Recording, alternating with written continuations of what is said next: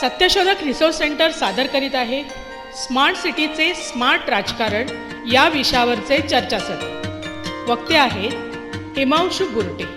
हिमांशू बुर्टे हे TISS मधील प्राध्यापक आहेत आणि त्यांनी शहर विकास आणि पायाभूत सुविधा या विषयावर विशेष अभ्यास केला। त्यांची PhD देखील याच विषयाशी संबंधित आहे। ऐका तर स्मार्ट सिटीचे स्मार्ट राजकारण।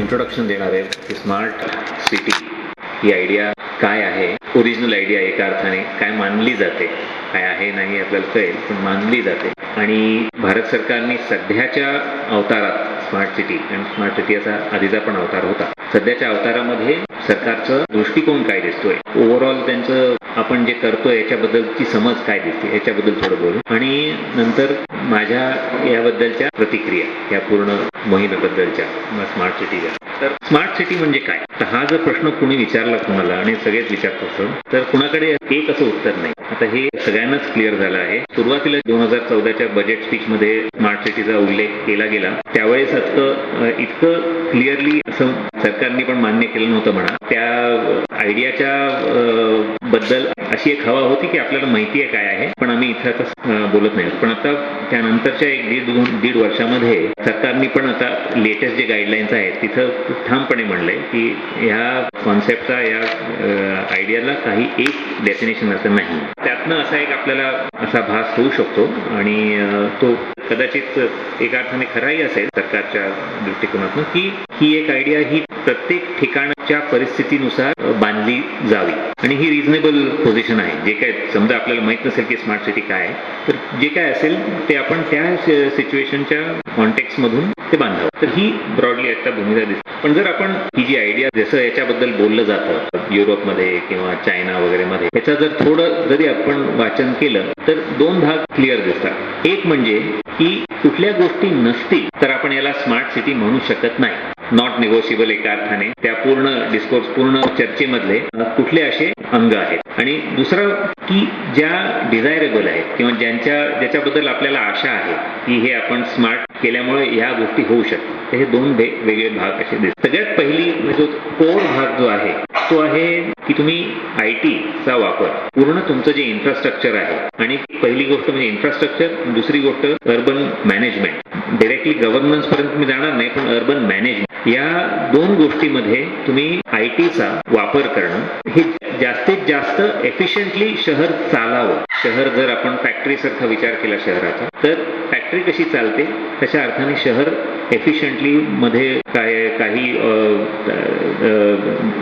ऑब्स्ट्रक्शन न येता, काही प्रॉब्लेम न येता कसं चालत राहावं शहर, ह्याच्यासाठी हे तुम्ही कम्प्युटर्स आणि IT चा वापर करणं हा सगळ्यात कोर भाग आहे।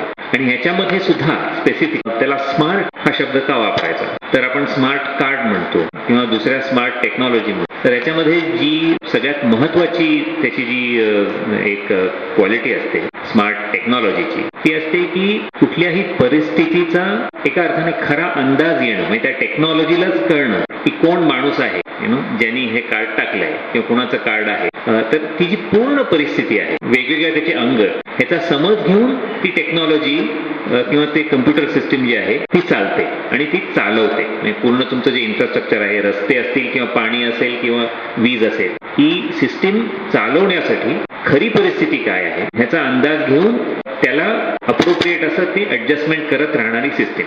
तर ही सिच्युएटेड अवेअरनेस हा एक स्मार्ट टेक्नॉलॉजीचा एक महत्वाचा असं एक कॅरेक्टरिस्टिक असतं की त्या सिच्युएशन मध्ये त्या टेक्नॉलॉजीजला किंवा त्या मीटरला जे काही सॉफ्टवेअर असेल त्याला त्या सिच्युएशनचं भान असतं आणि त्या हिशोबाने ती रिस्पॉन्ड करते सगळ्यात जास्त एफिशियंट ऑपरेशन व्हायसाठी। आता एक एक्झाम्पल म्हणजे तुमचे ट्रॅफिक लाईट, सगळ्यात सोपं आहे की तुमच्या जर ट्रॅफिक लाईटच्या तिकडं प्रत्येक ट्रॅफिक लाईटला जर एक CCTV असेल आणि त्यातनं एक कुठं एका मध्यवर्ती कुठंतरी सगळे एकत्र आले असतील आणि त्याच्यामध्ये तुम्हाला किती वाहनं कुठं अडकली आहेत ह्याचा मेजरमेंट करता येत असेल, तर तुमचं एक सॉफ्टवेअर कुठेतरी सेंट्रली असेल जे ठरवू शकते की या दिशेमध्ये एवढी वाहनं जात आहेत आणि इथे अडकत आहेत, म्हणून पुढे आपण काय केलं पाहिजे। तर ही एक बेसिक आयडिया जी आहे ही वेगवेगळ्या हायर लेवलला आणि कॉम्प्लेक्सिटीला नेणारी अशी टेक्नॉलॉजी ही म्हणजे ज्या अर्थाने वापरली जाते स्मार्ट, आता ती हे स्मार्ट म्हणजे चांगलं किंवा स्मार्ट म्हणजे आपण स्वीकारावं हे जर आपल्याला पटवायचं असेल तर मग त्याच्या नंतरच्या ज्या गोष्टी त्या बरोबर येऊ शकतात, ज्यांची आपण आशा करू शकतो. ह्याच्यामध्ये असं असतं की एफिशियन्सीमुळं आपण वीज कमी वापरू, आपले पंप कमी वेळ चालतील, मग त्यामुळे आपले एनर्जी कन्झम्पशन कमी येईल, कार्बन डायऑक्साईड इमिशन कमी होईल वगैरे वगैरे. ह्याच्यामुळं चांगला परिणाम होऊ शकतो. किंवा वेगवेगळ्या तऱ्हेने आपण तुमची जी जो काही रिसोर्स आहे, पाणी म्हणा, वीज म्हणा, ती आपण असं पण कोणतरी म्हणू शकेल की ते आपण जास्त चांगल्या रीतीने डिस्ट्रीब्यूट करू शकतो. आपण जर ठरवलं की प्रत्येक माणशी एवढं पाहिजे, तर असं कोणीतरी म्हणणं शक्य आहे की त्याची जास्त एफिशियंट डिस्ट्रीब्युशन पण होऊ शकतं. पण हे दोन वेगळे भाग आहेत, हे महत्वाचं आहे की एक भाग आहे जो तुम्हाला अशी ही टेक्नॉलॉजी वापरून हे एफिशियंट करणं, पण दुसरा भाग तो कितपत ऍक्च्युअली अवतरेल ह्याच्याबद्दल काही माहित नाही, पण ते सर्टनली तुम्हाला ते स्मार्टनेस ही चांगली गोष्ट आहे हे पटवण्यासाठी त्याचा भाग वापर होऊ शकतो आणि केला जातो. दुसरी गोष्ट म्हणजे की हा जर आपण विचार मानला की ही अशी असते स्मार्ट सिटी, तर आता कुठे आहेत स्मार्ट सिटीज जगामध्ये, आहेत का अशा? म्हणजे आता स्मार्ट सिटी हे जे दोन शब्द एकत्र आणून जो इफेक्ट निर्माण होतो की पूर्ण शहरच्या शहर स्मार्ट, म्हणजे आपलं शहरच बदलून टाकेल, सगळं एकदम कायापलट, असा एक आपल्याला इफेक्ट त्यातनं निर्माण होतो. तर माझ्या माहितीप्रमाणे जगात एकही असं शहर नाही जे पूर्णपणे स्मार्ट सगळ्या दृष्टीने आणि पूर्ण शहर असं आहे, हे तर माझ्या नजरेत आलं नाही. जे दिसण्यात येतं, जी आपल्या उदाहरणं दिली जातात, लंडन मधला एक भाग, especially city of London core भाग जिथं सगळं फायनान्शियल सेंटर वगैरे आहे, किंवा बार्सेलोना मधला एक भाग, ह्याच्यामध्ये बऱ्याच अंगाने स्मार्टनेस त्यात आणलेला गेला आहे. त्यामुळे त्याचं स्मार्ट सिटी म्हणून उल्लेख होतो. किंवा एका कुठल्या तरी सेक्टरमध्ये, म्हणजे तुम्ही म्हणा पाणी किंवा ट्रान्सपोर्टेशन, ट्रॅफिक, सॅनिटेशन, ह्याच्यामध्ये शहरभर किंवा एक मोठ्या जवळजवळ शहरभर का होईना तुम्ही स्मार्ट टेक्नॉलॉजीचा वापर केलेला आपल्याला दिसतो. पण पूर्णपणे स्मार्ट सिटी हा प्रकार अजून आपण पाहिलेला नाही. डेफिनेशनल ही गोष्ट. आता एक फक्त इथं म्हणलं पाहिजे की पाश्चात्य देशांमध्ये जास्त मोठ्या एरियामध्ये वेगवेगळ्या प्रकारचे स्मार्टनेस आधीपासूनच आहे. म्हणजे त्यांच्याकडे जी इन्फ्रास्ट्रक्चरची डेव्हलपमेंट होत गेली आहे. तर मला परवाच कोणतरी ब्रिटन बद्दल सांगत होतं की तिकडे मोठा पूर आला लेक डिस्ट्रिक्ट मध्ये रिसेंटली. तर तुम्हाला म्हणत होता की त्यांच्याकडं त्या पूर्ण ब्रिटनभर माझ्या समजुतीप्रमाणे एक त्यांचं कॉन्स्टंटली चालू असणारं मॉनिटरिंग चालू असतं. एक डिपार्टमेंट आहे जी फ्लड आणि वॉटर लेवलचं मॉनिटरिंग करत असते. आणि तुम्ही जर तुम्ही जर SMS किंवा ईमेल केली तुमचा पोस्टाचा कोड सांगून, तर तुम्हाला लगेच परत ईमेल किंवा SMS येते की तुमच्याकडं फ्लडिंगची किंवा वॉटर लेवलची काय परिस्थिती आहे. आता हे मोठ्या डिस्ट्रिक्ट आणि काउंटी लेवलच्या स्केलला आहे, मग फक्त शहराच्या आत असं नाही.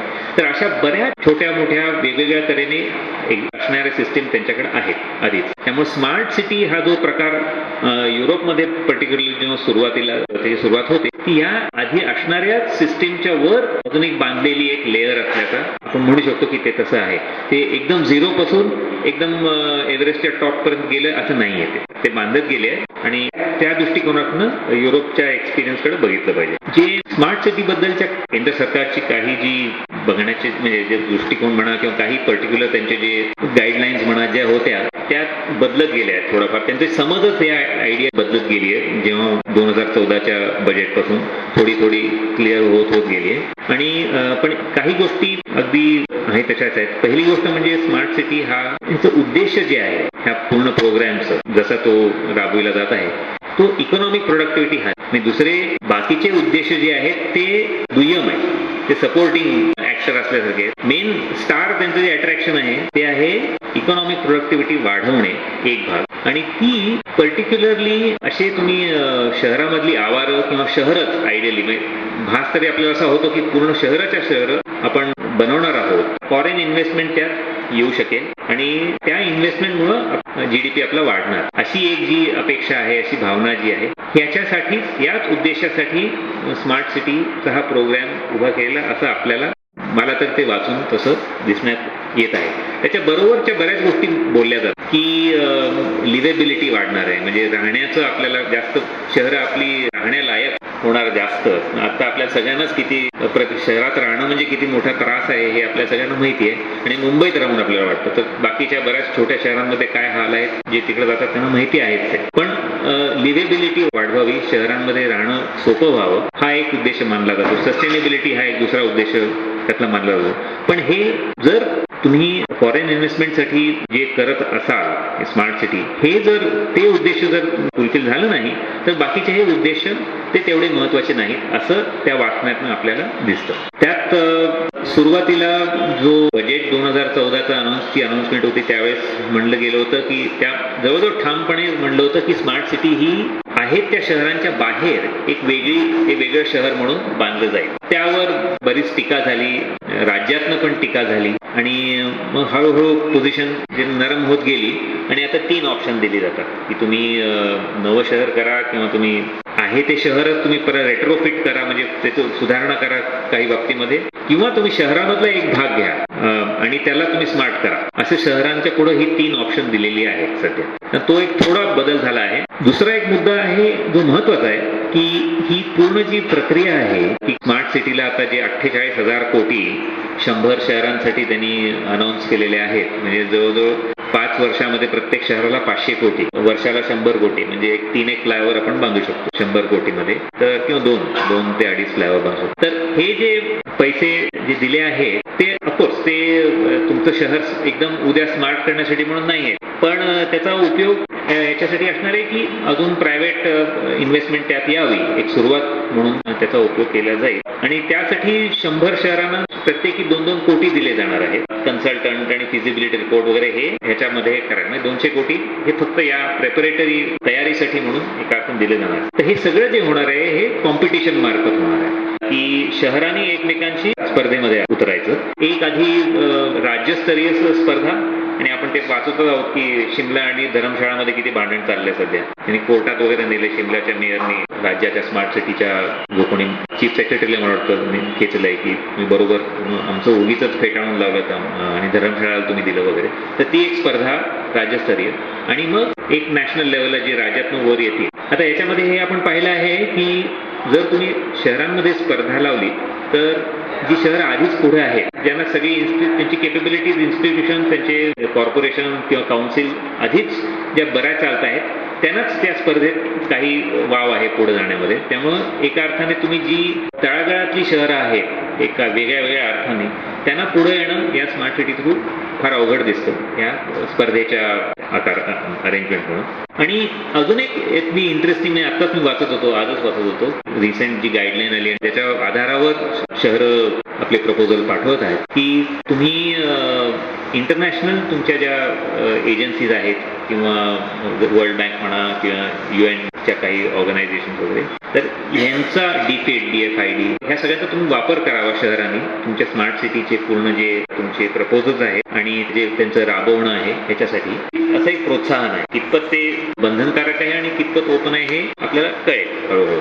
आता ह्याच्याबद्दलचे काही उघड ज्या ऑब्व्हियस काही प्रतिक्रिया आपल्याला माझ्या मनात ज्या येतात त्या मी मांडतो. पहिली गोष्ट हे आपल्याला माहिती आहे की आपल्या शहरांना धड चालता येत नाही, अगदी जेमतेम उभी आहेत शहरं म्हणून. म्हणजे इंटरनॅशनल तुम्ही काहीतरी 100 मीटरच्या दौडीमध्ये तुम्ही एकदम त्या लेवलचे तुम्ही व्हा, ह्याच्यामध्ये हे काहीतरी एक भयंकर मोठा आशावाद त्यात दिसतो. चांगला आशावाद, फक्त कशाच्या आधारावर तो आशावाद आहे हे अजून काही त्यात तरी क्लिअर दिसत नाही. किंवा अजून एक काही, आणि म्हणून मी मगाशी म्हणलो की युरोप ही स्मार्ट सिटी ही आयडिया युरोपमध्ये उभी होते आणि ती उभी कशावर त्यांनी बांधली की त्यांचं आधीच एक्झिस्टिंग त्यांचं सगळं अगदी बेसिक रस्ते, पाणी, वीज वगैरे इन्फ्रास्ट्रक्चर सगळं चालू आणि चांगलं वेल मॅनेज कंडिशनमध्ये आहे. दशकांचं त्यांचं काम आहे त्याला सुधारत राहण्याचं.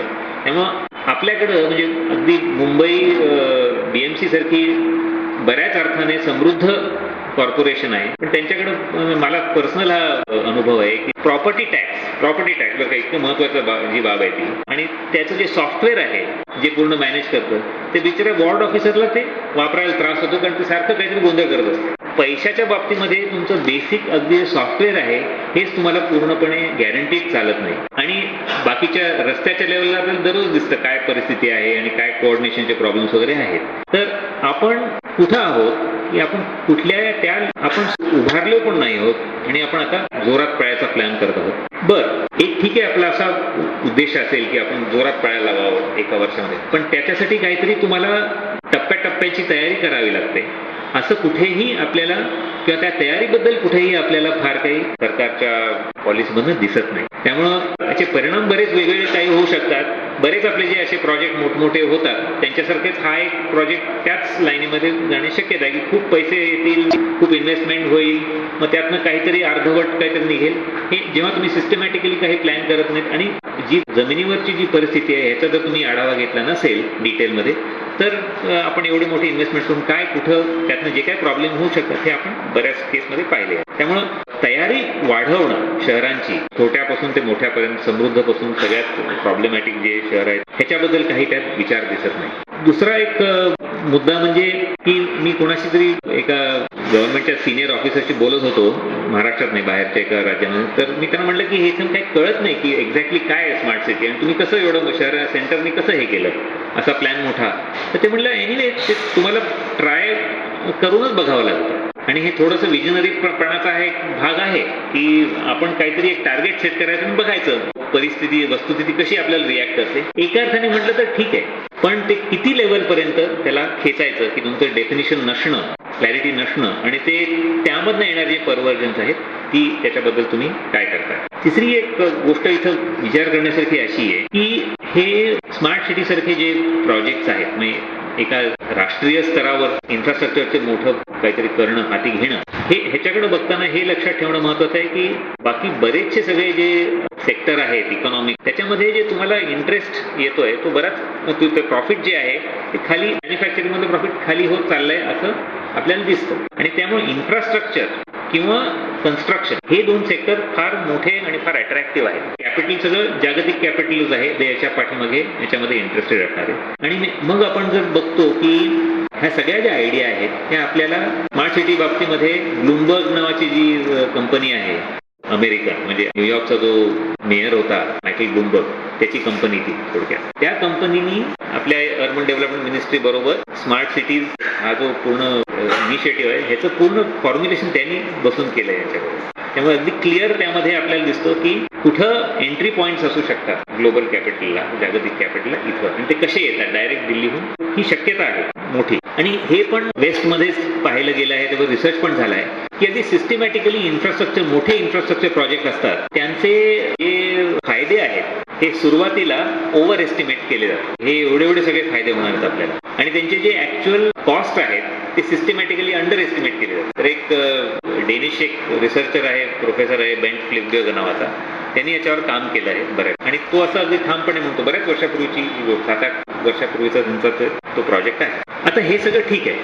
पण शहरावर याचा काय परिणाम होऊ शकतो हे सुद्धा आपण म्हणजे एका अर्थाने काय झालेलं नाही त्यामुळे आपण विचार करतो आहोत काय होऊ शकतं. एक म्हणजे कल्याण संध्याल नावाचे इकॉनॉमिस्ट होते, त्यांनी आणि त्यांच्या सहकार्याने एक पेपर लिहिला ज्यामध्ये त्यांनी म्हणलं की भारतामध्ये मागच्या 30-40 वर्षामध्ये पर्टिक्युलरली किंवा त्याच्याही आधी बायपास अर्बनायझेशन हा प्रकार दिसतो. बायपास म्हणजे काय की शहरं आपली जी आहेत एक्झिस्टिंग सध्याची जी त्यांची इतकी कॉम्प्लिकेटेड झाली आहेत आणि त्यांचे प्रॉब्लेम आणि त्यातलं पॉलिटिक्स आणि ते गरीब लोक आणि हे सगळे इतके आता सोडवणं अशक्य वाटणारे असे झाले आहेत त्या सरकारच्या दृष्टिकोनातनं की तुम्ही नवं शहर सुरू करणं एक्झिस्टिंग शहराच्या बाहेर हा एक ऑप्शन जास्त अट्रॅक्टिव्ह आहे. मग त्या तिकडं तुम्ही सगळं क्लीन स्लेट वरनं नवं सगळं उभं करा आणि ते तुम्ही जास्त इझिली मॅनेज करू शकता. आहे ते शहर त्याचे प्रॉब्लेम ते असतील अडकले ते अडकलं, ते होईल ते होईल. त्यामुळे बायपास करणं शहराचे प्रॉब्लेम यांना हा एक अप्रोच दिसतो आणि त्याचा फोकस पाहिला. फार इंटरेस्टिंग एक शब्द त्यांनी बनवला जेटलीनी आपल्या बजेट स्पीच मध्ये की हे स्मार्ट सिटीज हे निओ मिडल क्लास, एक नवा त्यांनी एक इन्व्हेंट केला हा शब्द की निओ मिडल क्लासच्या गरजा वाढतायत आणि त्याचे ऍस्पिरेशन काही वाढतायत, इच्छा वाढतायत काही, तर त्याला आपण ऍड्रेस करा. म्हणजे बेसिकली एलिट वर्ग जो आहे त्यांच्यासाठी म्हणून निओ रिच म्हणायचे निओ मिडल क्लास त्याला शांतपणे जरा म्हणले. तर ह्यांचं पण संध्यालांचं पण हेच म्हणणं आहे की तुम्ही एका पर्टिक्युलर टाईपच्या लेबर IT मध्ये काम करणारे किंवा उच्च स्तरांवर काम करणारे मोठे पगार असणारे त्या लोकांसाठी हे नवं शहर बनवलं जात आहे. एक्झिस्टिंग जुनं जे लेबर आहे त्यांना जुन्या शहरामध्येच राहू दे आणि तिकडेच जे काही प्रॉब्लेम असतील त्यांना मॅनेज करू दे तिकडे. ह्या सगळ्यातनं आपल्याला असं दिसतं आपण एका फुटक्या शहराकडे चाललो. शहर आपलं फुटत चाललं वेगवेगळ्याच तऱ्हेने. तुम्ही एक मध्ये रस्ता टाकला की 2 भाग झाले, त्यातनं लोकांना क्रॉस करता येत नाही, पण फाळणी तुमची सोशल पण होऊ शकते. कोणाकडे पाणी किती आहे, कोणाकडे पाणी नाहीच आहे, एका टावरमध्ये गेलो, तिकडे मोठं क्रिकेटचं मैदान आहे तुमच्या त्या कॉम्प्लेक्सच्या आत आणि फर्स्ट फ्लोअरला भयंकर काहीतरी विचित्र प्रकार आहे तो. तर असे तुम्हाला दोन शहरं एकत्र पण पूर्णपणे एकमेकांपासून सेपरेट झालेली असे एक वेगळ्या टाईपचं शहर येत आहे. तुम्ही जे मगाशी म्हणलात आणि याच्यामध्ये खरं मला तू म्हणल्यावर मला कॉन्ट्रडिक्शन ॲक्च्युली दिसली नाही. तुमचं शहर आता गेलंय, संपलं आहे, पण शहर आता पूर्ण तुमचं ग्लोबल झालंय. म्हणजे पूर्ण प्लॅनेट आपला जो आहे त्याच्यावर त्याचं शहरीकरण पसरलंय. पूर्ण शहर असं पसरत नसतं, ते शहराचा जो ची पोच आहे ती सगळीकडे शहराची इकॉनॉमीची पोच पूर्ण जगभर पसरली आहे, पण शहर पूर्णपणे विखरलं गेलं आहे. ही जी दिशा आहे म्हणजे अजून पूर्ण कधी म्हणता येत नसतं, पण ह्या दिशेकडे जाणारं असं एक पोटेन्शियल या आयडियामध्ये दिसतं.